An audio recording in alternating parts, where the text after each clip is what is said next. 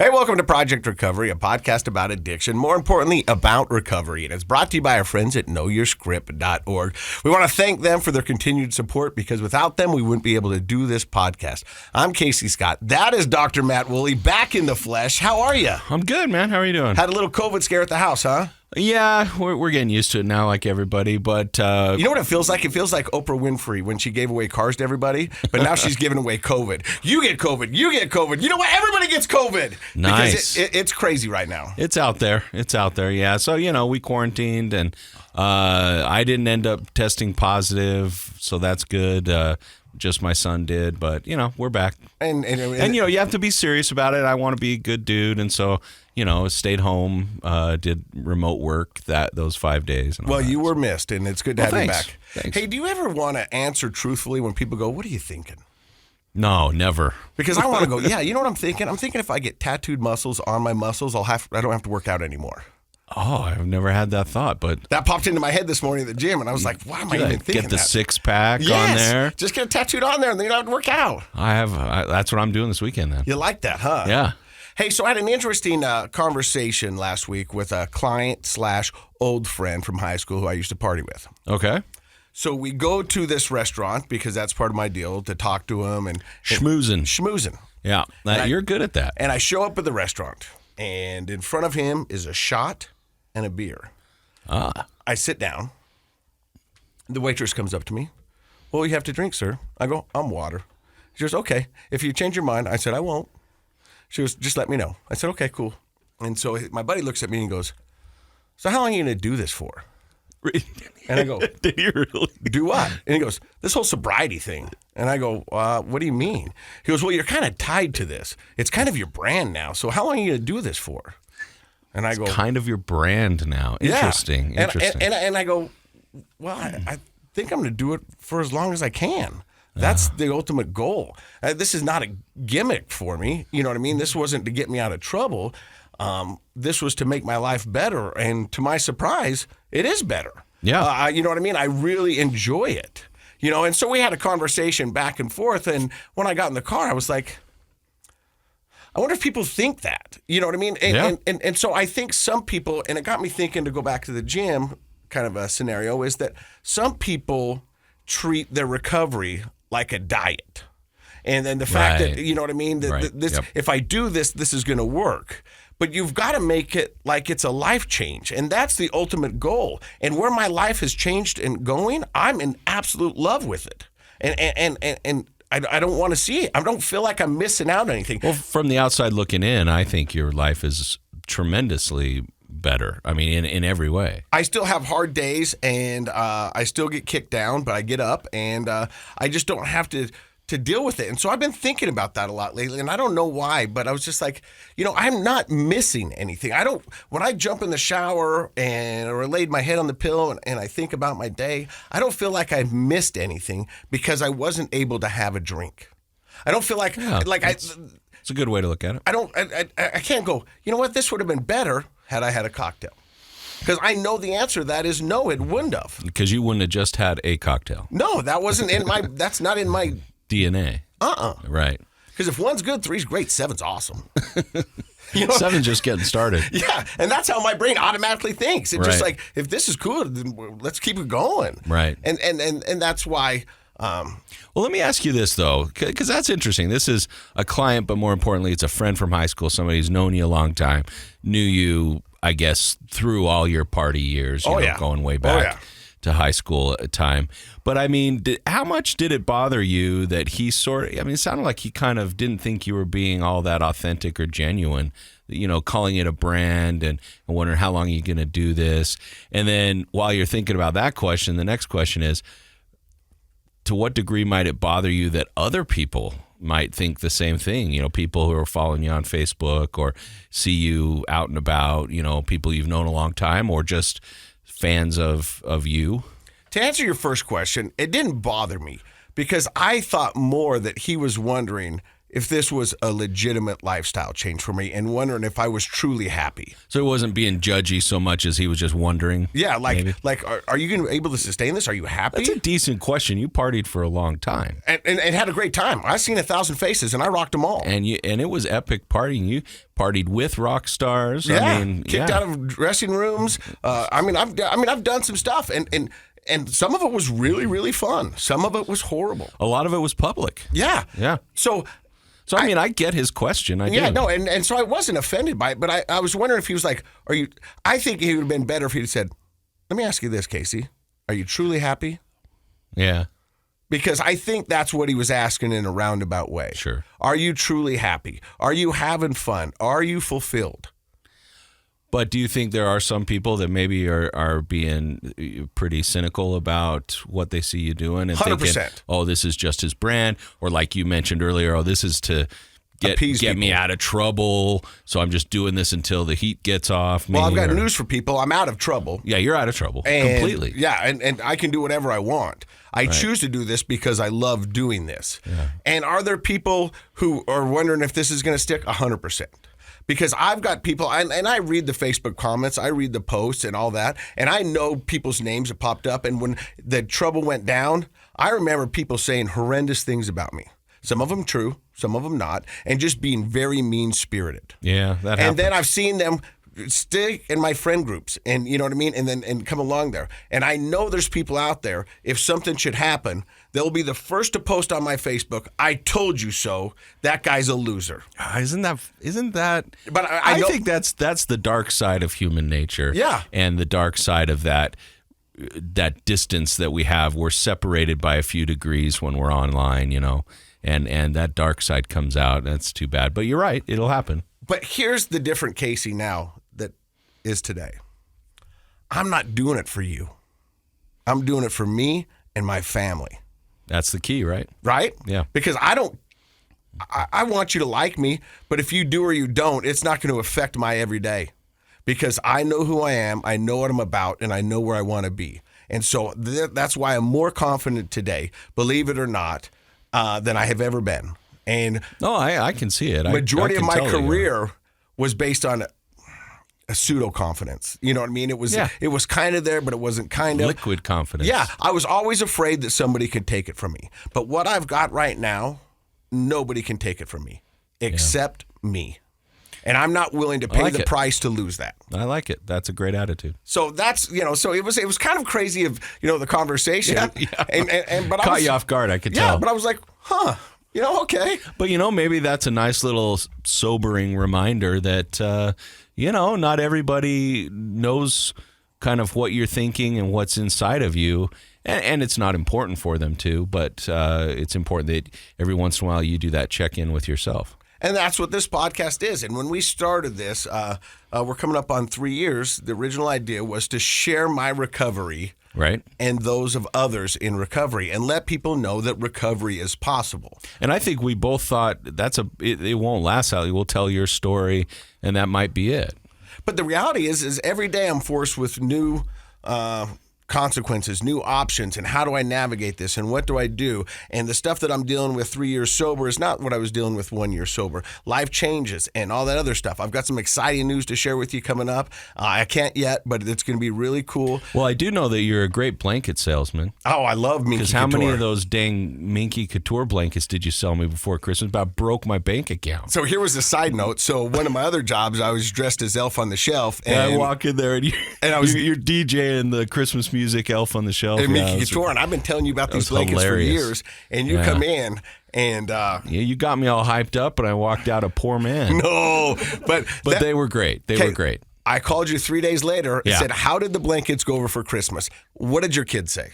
Yeah, it was the gift of the season. They loved it. Yeah, absolutely. They said, "We've always wanted a Minky, Dad. We just didn't know you'd get us one." Yeah. Oh, that's right. They said, we never dared to ask for them because they're expensive, but they always wanted one, and Ashley loves hers. So no, they were great. I'm giving you a hard time, but you're great. You're a great salesman. Yeah, I appreciate that. Hey, we've got a great guy coming in today, and he's going to share his story. He also does a podcast. His name is Cameron. You're listening to Project Recovery right here on KSL. Hey, welcome back to Project Recovery. I'm Casey Scott. That's Dr. Matt Woolley. He's a clinical psychologist. Our guest today is Cameron Jackson. He's one of the hosts of the podcast, The Other Side of Hell. We're going to hear more about that podcast a little later on in the show, but first, let's get to your story. Cameron, are you a Utah boy? I am, born and raised. How young are you? Oh, I just turned 40. Weren't you guys just talking about 40? Yeah. It's a big one. Was it a big one for you? I mean, it came and went pretty fast. Let me ask you this. What are sober birthdays like? I don't know if it's because I'm sober or because I'm old. It's both. You know, they're just kind of chill now. And that's okay, right? Yeah, and I remember everything. And that's even better. I think boring is okay. I've had to accept that. I usually tell people, if life feels kind of boring, you're probably doing all the right things. And right. See, I got to disagree with you guys because I don't think life is boring. I don't, you know what I mean? I think that you can find those fun, interesting times and inside those boring moments that you think are boring. And when you look back, those are the moments you think about. That's true. Well, I guess the argument would be that it's boring to an outside perspective. Yeah. Like, I don't think it's boring. I did exactly what I wanted to do. You know what? To me, it was, I mean, some of the stuff I did in my active addiction, which I thought was exhilarating and fun, was really boring and tedious. You know what I mean? When you think about it, right. you know, just sitting on the back, drinking a beer, smoking a cigar day in and day out. I thought it was fun when an outsider looked in and goes, that's pretty boring. Pretty boring. Yeah. Good point. You know what I mean? So I guess it just depends on your perspective. So let's start with the beginning. Early life? Let's go back to the day. Yeah, I had a pretty normal childhood. It was everything that you would probably think it would be. I was like the youngest of four, and parents that loved me. They divorced when I was 25, but that didn't have much of an impact on life growing up. I grew up in a small town, South Weber, and man, I just remember having a hell of a lot of fun when I was a kid. Sure. And so did you have any temptations? Did you party in high school? Did you party in junior high? Were you a good kid? I was mostly good. You know, like I had some really good friends who we just didn't need that. Like we were just more creative. We like to have fun. We like to be funny. We like to do goofy things. And that's how it was for a long time. And then eventually, I remember I had an older brother. My oldest brother smoked.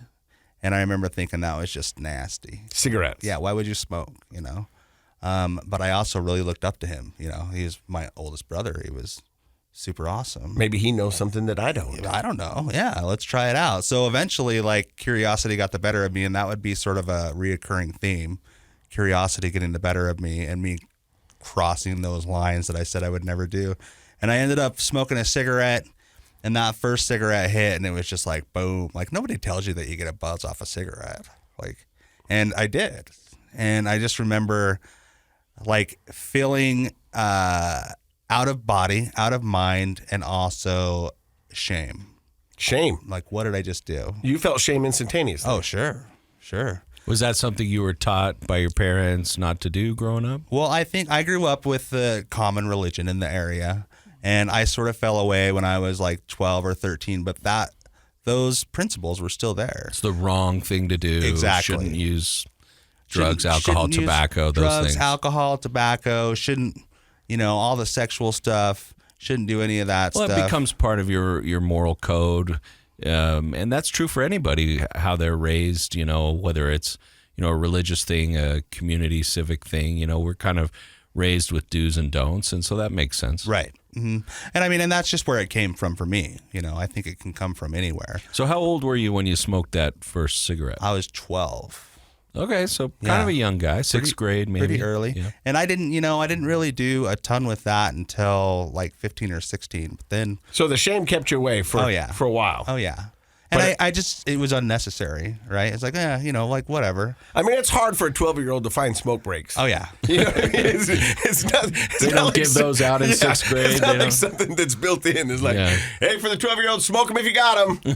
Well, and cigarettes for that matter. Like, you couldn't just go get cigarettes anywhere. But see, I grew up as a kid, and I remember because I was able to go down and buy cigarettes for my mom from the 7-Eleven. She would handwrite me a note, and I could go down and get her cigarettes, and I would pick up some candy cigarettes for myself. They had them, and you blew them, and chalk blew out. And everybody played with those. You thought they were the coolest bubble things. gum cigars, yeah. So about different times. About 15, you find yourself with a cigarette in your hand again. Yep. Yeah. Well, and repeatedly too. Like I was taking my lunch money at that point, and I would literally, and that's when cigarettes were the cost of lunch money. Yeah. And I could get a pack of smokes for my lunch money, and that, at that point I was hanging out with older people. But see, that's the craziness about this is that, I mean, now looking back over these years of sobriety, you were giving up nutrition and food for a pack of cigarettes. Already. Stuff that your parents were giving you to go, hey, don't forget to eat today because it's important. And you're like, nah, I think I'm going to buy smokes. I'm going to smoke my lunch. Yeah, well, because I knew I could get food. Yeah. Food will always bum come. food somewhere. Yeah. But yeah, cigarettes. Did you have places as a teenager that you knew you could buy cigarettes? Like most kids in towns kind of know the stores where they can kind of get away with that. There was legendary, like that 36th Street Market. You're the second person to say this. I bought beer there too. Yeah. And I went there to get smokes, and they ID'd me. And I was just like, that's not what I've heard at all. Like, that's not how this is supposed to go down. I don't think if you know the rules. Yeah, you're just supposed to give them to me. Right, yeah. So, I mean, in the end, it was always somebody buying them or we were stealing them. Yeah. But so did cigarettes lead to other things? Cigarettes in and of themselves, I wouldn't say it did. But I feel like once I'm given this shame, like once I have this notion that I'm a bad kid, it becomes easier and easier to sort of just, toe that line and dip the toe into the bad kid sort of world. Like now I'm parking lot crew. Now I'm part of that world. And I need a Levi jacket. Yeah, exactly. Yeah, you got it. Hacky sack. Yeah. And then, from that point on, it's just like you sort of flirt with all these things that you said you never do. Like, well, what else was I told not to do? That drink. Isn't it interesting how shame works that way? Shame is a really tough emotion to have. But instead of shame being something like guilt's a little different than shame. Mm-hmm. Guilt, I think, is designed to sort of motivate change, positive change. Like you feel guilty and you're like, oh, I need to apologize or I need to fix something about my life. But shame actually tears you down. Mm-hmm. And shame does kind of create an identity that's very negative. So it's easier to have that self-fulfilling prophecy where you're like, well, I feel shameful. I must be a bad kid. Bad kids are doing bad things. And so I've got to head out to the parking lot, make some friends with the bad kids because that's who I am. And you start heading down that path. And it's interesting how shame destroys us instead of motivates us to change. Well, you look at it this way. Guilt, there's a conviction. There's an answer. You know what I mean? I am guilty of this. I did do this. There's no disputing this. Something you can point to. I did this. Shame, it's a gray area. You know what I mean? You can get away with it. You can go, that was shameful. I mean, I shouldn't have been eating ice cream at 3 a.m, but nobody really saw it. Well, and so it's only me that knows. And we won't go too far down this path, but for people who are listening and are interested in kind of psychology and therapy and those sorts of things, do some reading on shame. There's a lot of research that shows how destructive shame is. And a lot of very self-destructive adult behaviors stem all the way back to significant experiences with shame as a child or a young person. So the cigarettes, do they lead to alcohol? Eventually, it's like we were just saying, like I started hanging out with the bad kids, right? And the bad kids were getting into all sorts of things, including alcohol. And it was all, I feel like it's all from everybody's older brother. Like, oh, my older brother's drinking, I'll drink. Mm-hmm. And so monkey see, monkey do. Right. Well, and so that's exactly what happened, right? So I started drinking. Once in high school, I drank. And I got drunk. Like I drank to get drunk. I must have had like 10 or 11 beers. But for me, it wasn't like, I hear a lot of people tell their story and we hear that it's sort of instantaneous. Like you're instantly in love or it just takes away all the bad. And for me, it wasn't like that. I enjoyed it, but I wasn't like, this is going to be a part of my life forever and ever and ever. It wasn't like that for me. Like it hit later and we'll get into that eventually. But like for me, I drank once. I didn't really go back to it. I went back to those good friends that I had. We started having healthy and clean fun. And I had people around me that were using all sorts of stuff. And I was just like, I don't need that, And then eventually, like sort of in my early 20s, curiosity gets the better of me and I smoke weed for the first time. And that was sort of like, they call it a gateway drug. I don't know how much I agree with that, but for me, it was absolutely a gateway. Yeah, and I think it's probably different for everybody. You know, the reason they say that is because it lowers your inhibitions. It makes life a little bit different, and you feel that. And so you go, well, if this is that good, what's this other stuff they're talking about? Absolutely. Yeah. Yeah. Well, and really, like, for me, like, it was sort of the first thing that really had its hooks in me. Like, I mean, I didn't smoke weed again for like another year. And then again, it was like 6 months. And then it was like 3 months. And then eventually it was every day I was smoking weed. And, you know, I'm looking through carpet when I don't have it. Like, I know there's some weed in here somewhere, you know. So, I mean, and that's true addict behavior. Right. But eventually, like, it escalates into like, well, what else is out there? And in my late 20s, I click with this party crew, and we're partying every weekend. And it's a lot like you're talking about, right? Where it's like, that's just so much of your lifestyle. And for me, it was like, as a kid, I'm the youngest of 4, so I'm always clamoring for attention. And now, like in high school, I was sort of an odd duck, didn't really fit in anywhere. But now I've got this magic elixir. For me, it was like a cocktail, right? Like, if I have just the right amount of weed, just the right amount of alcohol, just the right amount of pills, I'll feel on that spiritual plane where I don't care what you think of me, and you're going to love me no matter what. Because, like, I was like Mr. Clown, you know, like, I was the life of the party. I was the guy that's, you know, dressing up in women's clothing just to get a laugh.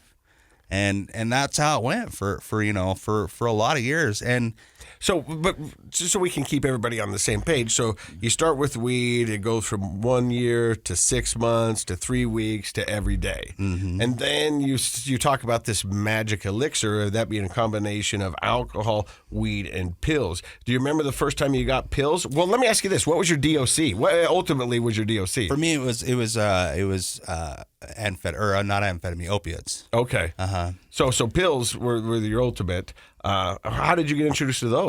Well, it's the same party scene, right? Like, for me, we would be hanging out and partying, and people would just introduce some Loratabs. And I dare say for a long time, it would be something that I would add to the mix, but it was never anything I absolutely had to have. In the beginning, were you hesitant to try that? I mean, people are handing stuff out. Did you just gobble it down, or did you think, oh, I don't know if I should do that? You know, I was really hesitant when it came to ecstasy. Because I remember I was at a party once, and one of my homeboys brought out ecstasy, and not only did he have ecstasy, but, you know, he crushed it into a line, and it like felt like that was crossing a line, right? Like that was snorting ecstasy. Like, pills I could always justify because I had back pain, right? So opiates were always like, I would get a prescription for opiates, you know, and it would last me. I would take them as prescribed. Imagine that, you know, and it would last me as long as it's supposed to. But ecstasy would make its first appearance, and that's when I knew, like, okay, I'm making a conscious decision to cross that line and do something that I said I would never do. And I remember, like, total peer pressure, right? Like, I'm just sitting in this room and I look over at my buddy and I'm like, you jerk. Like, you know, I'm going to do this because we're all here. We're in this situation. And I said I would never do this. And I did. And, you know, like, ecstasy, I really liked, you know, and again, like, once I crossed that line, it felt like, okay, like, you know, the gloves are off. Like, let's see what all this stuff is about. And then I ventured into it. And Oxycontin, for me, again, what I had seen was that the people that I was hanging out with were experimenting with Oxycontin. Like, it wasn't uncommon for us to be at a party and somebody to break out a Percocet or a Loratab. That was pretty common, right? But Oxycontin was like a whole new deal. And again, people are crushing it and snorting it in this party atmosphere. And I didn't want anything to do with it. I really didn't. You know, I didn't care. I was just like, whatever, I'm good. I don't need to try it. But then what had happened is I had a cousin who I was really, really close with who had been diagnosed with cancer. And he was getting every pain pill you can possibly imagine. And he was my age. And he was a part of the same scene. So what's he doing with his excess stuff? He's selling it, you know? And I would see all my friends come around and buy this stuff from him. And eventually I'm just like, I'm going to try it, you know? So I asked him for one. And we're going to find out what he did and if he got one coming up in just a few seconds. You're listening to Project Recovery right here on KSL. Hey, welcome back to Project Recovery. I'm Casey Scott. That's Dr. Matt Woolley. Our guest today is Cameron Jackson. His cousin is diagnosed with cancer and ends up selling his excess pain pills. You see your friends coming around. You finally get a little curious and you ask him if you can have one. And what was his answer? Yeah, he gave me one. I mean, and these are pills that he's selling for $50 a pop. Wow, for one family for discount. one pill. Yeah. So now, I guess I'm naive. Is one pill enough to last you one day? Yeah. I mean, it's enough for a party atmosphere, right? Okay. So a Friday night, one pill, that's all you need. Okay. And even that, it was me and my girlfriend at the time. We're splitting it. And this was probably Oxycontin. Correct. Right. And so for the listeners, that's a much more powerful effect than the things that are more common today, like Lortab or Percocet, which are still prescribed. I guess I'm not even sure if you can get Oxycontin anymore. I think you can, but it's under special circumstances because of the whole opiate crisis that's happened around the whole country and realizing the effect that these powerful pills have. But I assumed because your cousin had been diagnosed with cancer that they were giving him the top shelf, most powerful opiates that they had available at that time. Right. I mean, and this is during the height of the epidemic, right? So this is 11, 12 years ago. And this is before anybody knew it was anything. Nobody was talking about it.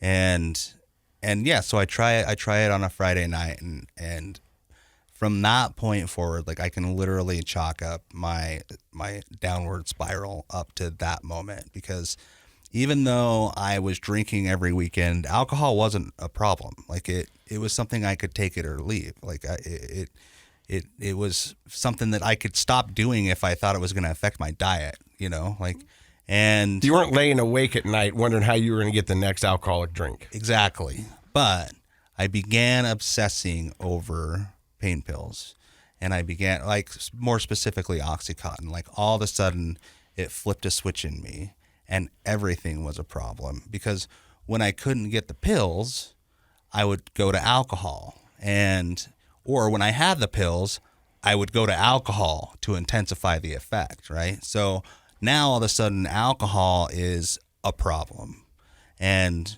pain pills are a problem, and food is a problem, everything. What do you mean food is a problem? Well, I mean, I'm doing everything in excess, right? So it's like I remember, because I pride myself on nutrition. Like I was, going to the gym, I was exercising, eating right. And then all of a sudden, like I no longer care about that stuff. Like I no longer care about like how healthy I'm being. I no longer care about like if I'm eating fast food. I no longer care about any of that stuff. So all of that should have been, or maybe wasn't, but was it red flags to family members and friends going, hey, Cameron, what's going on here, bro?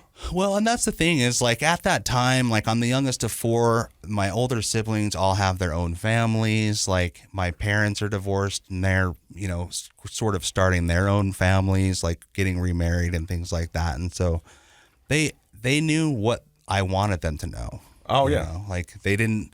We're master manipulators. Oh, yeah, exactly. And nobody was going to stop by my house to check on me, and I took advantage of that. Like I knew that. I knew that I could pretty much just do whatever it was I wanted. Fly under the radar. And I was great at it. And it went that way. And here's the thing too, is I'll say I was naive to my own illness, right? Like I didn't realize just how bad things had gotten until I tried to stop, right? What made you want to stop? I was finding myself doing things I never said that I would do, like drinking at work. That for me was like, what is going on? Like, and what happened was I found myself in a situation where I needed more pills and I didn't have the money for it. And I had no way to get the money for it. And I was like, this has got to stop. Like this, like I'm going crazy over not having this substance, and what is that? And so I knew that something had to be done, but I was just so naive to my own powerlessness. So you thought maybe you could just stop? Yeah. I mean, in true like alcoholic addict fashion, like I was absolutely dramatic about it. Like we have a cabin in southern Utah, and you don't want to go there in the wintertime, and it's January, and I'm like, I'm going to go to the cabin. I'm going to get away from everybody that can get me any stuff, and I'm going to just lock myself up there for the weekend. I'll withdraw. I'll, come back, and I'll just be good. That's my thinking. And, needless to say, like, it didn't go down that way. And actually, like, what ended up happening was I was so still affected. Like, I don't want to get into it too much, but what I'll say is that I ended up finding some stuff at the cabin that I took in mass quantities just to try and get the edge off, take the edge off. And come Monday, it's time for me to come back to the real world, and I can't. I literally could not make the drive. And so that action spurred the moment that I had to be honest with my family and be like, listen, I'm here at the cabin. Like, I have a problem with pills, How long up to that point, how long had you been using opiates until you went off to the cabin? 3 years on and off, and about 2 years consecutively. So it had been a problem for like 2 years at that point. And really the only thing that I was prepared to admit was that the pills were an issue. And so that's what I did. I told my family. I told my dad and my mom and everybody, like, hey, this is my situation. This is my deal. Like, I came up here to try and be done with it, and I can't. Like, I don't know what to do. And so... Did you need someone to come to the cabin to help you? Yep. Yeah. I had my brother actually lived not too far away, so he came and picked me up. What were your symptoms? I mean, if you don't mind sharing, No, I think it's important for people to know what's hard about it. Like, you're there in the cabin by yourself. What are the symptoms that are stopping you from being able to get back in the car and drive home on Monday? The biggest thing was my vision was impaired. So my vision was really shaky. I couldn't actually focus on anything. And the other thing is that by this time I was withdrawing from alcohol, and that was something I didn't even know that you could withdraw from alcohol, And so my hands were shaky. I felt neurologically that things weren't right. And I had massive like intestinal issues. My guts were just all twisted. Yeah. And beyond that, there's this immense fear and anxiety within me because I know that I'm too messed up to go anywhere. So when your family, go ahead. I was just going to say, that's a pretty scary thing, because you went into it in sort of a naive fashion, thinking, I'm going to do this big gesture. I'm going to go down there. You almost probably thought, like, I'm giving myself a spa weekend to kind of get this stuff out of my system. And then all of a sudden you found yourself panicking. Maybe I'm not going to be okay. Oh, yeah. I mean, it was, yeah, absolutely. It was crazy. And that was the moment that I think I had the most fear around the whole situation. And it was just, I'm supposed to be back to work. Now I've got to tell my family. And what will they think of me? Like, this drug addict son, I've got to have people come and rescue me. Like, what? I mean, the secret's out. Yeah. People are going to know. Pretty much, But there was also this sense of relief, too, that came with it, because I was just like, I was sort of done making decisions. I was just like, okay, you guys take it from here for a minute. But you weren't making decisions then. You know what I mean? If in the addict brain, right. Your brain was doing whatever it could to get there. You have moments of clarity that you thought maybe the cabin will work. Mm-hmm. So what happens when your brother comes and gets you? Well, it's funny because what had happened is he took me back to his house, which was not too far away. But what had happened is I had stopped at his house on the way up there. And he had a son who was sick. He had a really bad cough, and so he had some cough medicine with codeine in it, right? And so I'm an addict. I find an opportunity, and I take a swig off that. And I had ended up telling him about that, and he told his wife, and she wouldn't let me in the house because she was worried, for her kids. So even, here I am like at the mercy of my family members, and one of them is refusing to even let me into the house. And I'm just like, what? I can't be mad at her. No. I totally did that. You weren't mad at her at the moment, though? I mean, I was... You're probably pretty desperate shape, it yeah, sounds I like. mean, I was... I understood in a way. I mean, I was also like, I don't know what I'm going to do then. Mm-hmm. But... So I ended up just hanging out in their garage for a minute until she finally calmed down enough to just let me at least sleep on their couch. And then I had family from this area that went down and picked me up and drove me home. So I was on their couch for a night. But so what was your family's response to you telling them your secret? My dad, here's the thing, is my dad and I have always had like this sort of distant relationship. Like, my dad's a great guy and we have a great relationship now, but growing up I always had like wondered if he liked me. I was just like, do you even like me? And my dad, when he found out that there was an issue, he just swooped in, grabbed me, took me to his house. He put me on quarantine, and then he proceeded to like learn everything he could about what was going on, like what he did his do. research, huh? And he just jumped head first into it. And from that moment forward, he was like my biggest advocate. And still to this day, he's that way. So did you end up do you have a rock bottom, or was that your rock bottom, you think? Well, that was the moment that spurred me beginning to get help, right? I would still go through this process of convincing myself that I could successfully use. Or you could drink but not use pills. Exactly. They call that negotiating your sobriety. And a lot of people do that when they first get into it. And that's why sometimes when we talk about the DOC being your drug of choice, is somewhat misleading. Because your DOC is usually the drug that brings you down, but chances are there's been others along the way. Multiple. And the reason you rest on this one is either because it makes you feel better, or it's like more accessible, or it's cheaper, or whatever it is.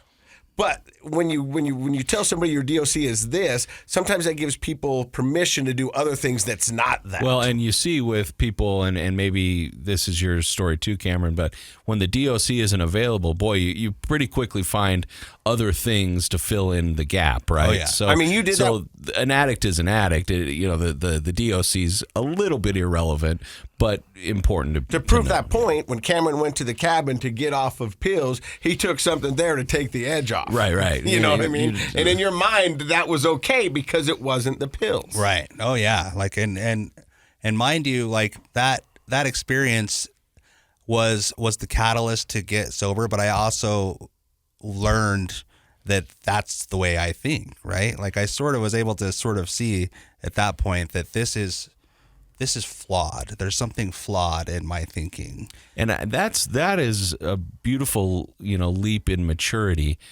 for a person who's struggling with substance abuse or addiction, to realize it's actually not as much about the substance.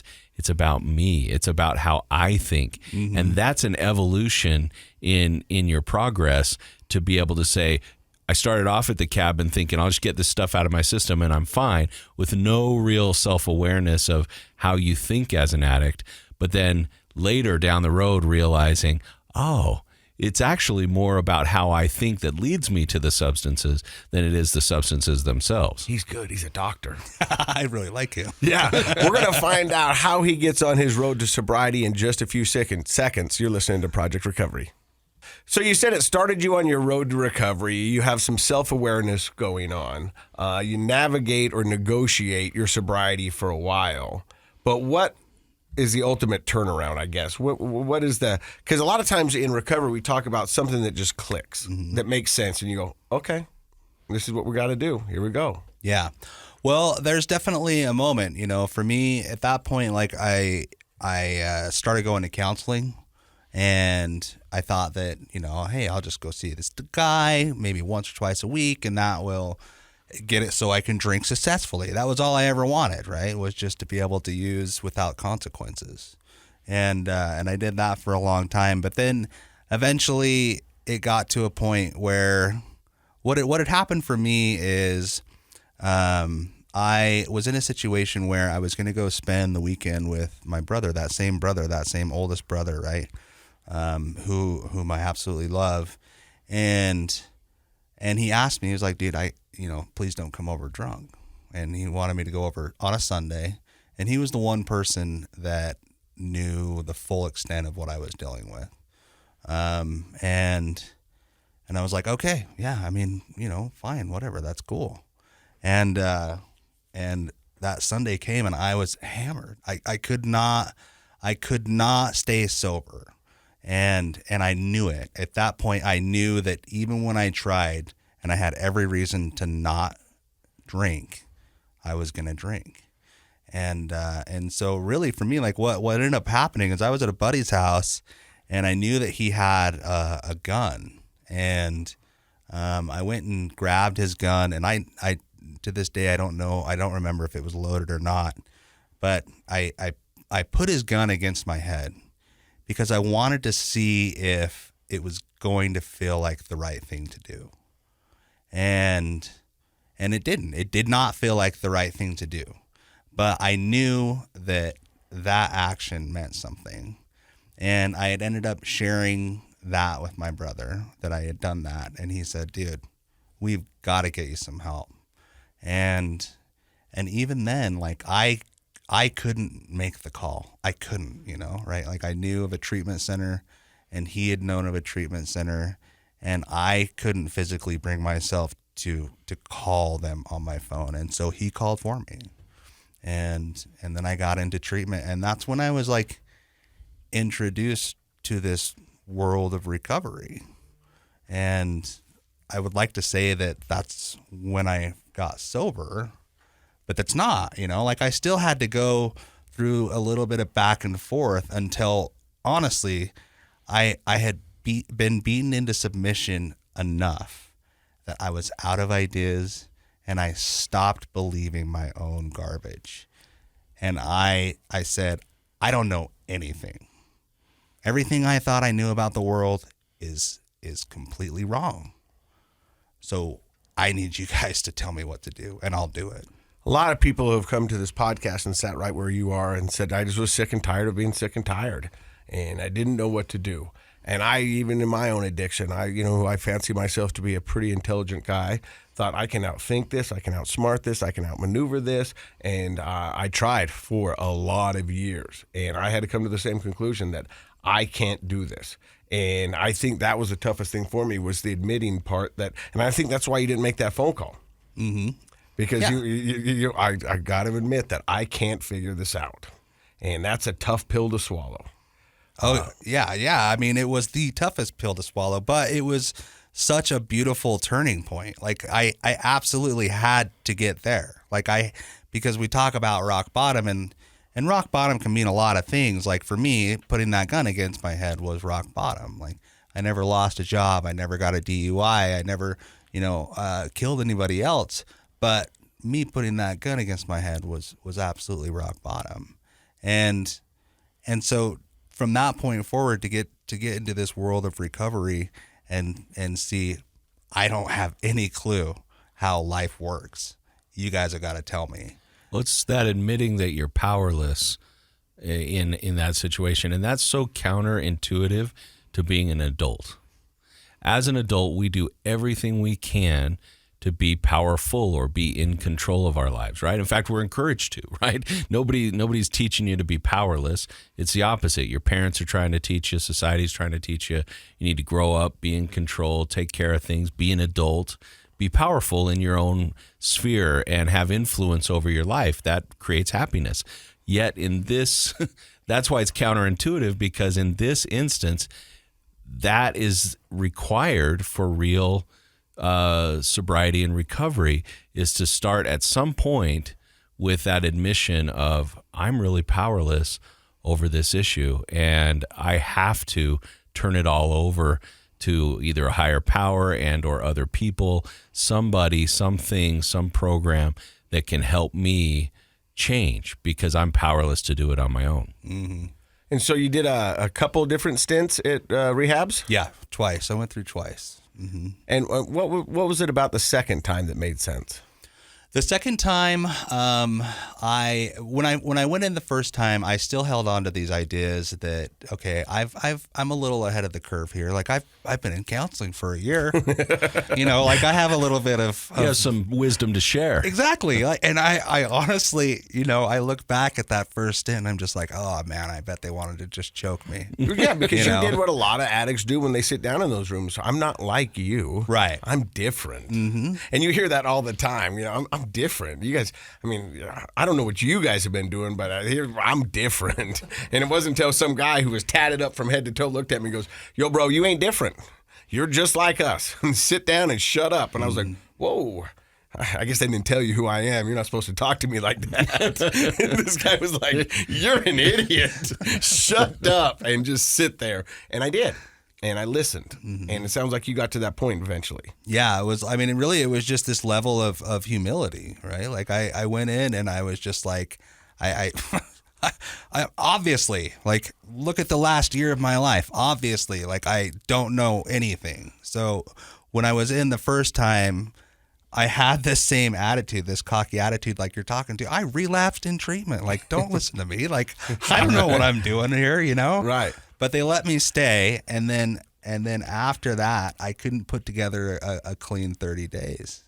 And eventually, it just got right back into, man, I'm looking for pills. I'm drinking every day. And I knew, like, here's the thing, is like the point that I got to with that was, I knew that it wasn't working anymore. The pills and the drinking weren't working, and I literally had this thought. I was like, either I've got to upgrade my drugs or I've got to go back and get help. And I knew that upgrading my drugs meant heroin. And I had been in treatment with heroin addicts. And I feel like the difference between heroin addicts and what the rest of us have to deal with is night and day. They're on a whole nother level when it comes to recovery. And I knew that I couldn't go down that road. Like, I wasn't willing to go down that road. And so I got help. I made the call myself that time, But so how long have you been sober for now? So 6.5 years. Congratulations. Thank you. Yeah. And what are you doing to keep yourself sober? I mean, a lot of people work an after program. An example of this podcast is kind of some of my after program. It's the way I keep my toe in it and stay connected and help out others who have helped me get where I am today. Mm-hmm. Yeah. So I'm a 12-step guy. I'm an AA guy. I go to 2 or 3 meetings a week. I have commitments, and I stay really plugged into that community. One way I do that is actually Instagram. Like, I have found this whole recovery community on Instagram, and I have the podcast that we do. Mm-hmm. The other side of heck. The other side of heck. Yeah, it's really HE double hockey sticks, but since this is KSL radio, we don't know if we can say it. We've had a big fight with the producer going, I don't think you can say it. There was an off-air controversy. So it's the other side of hell. Or the other side of beep. I guess Casey wins that argument. Yeah.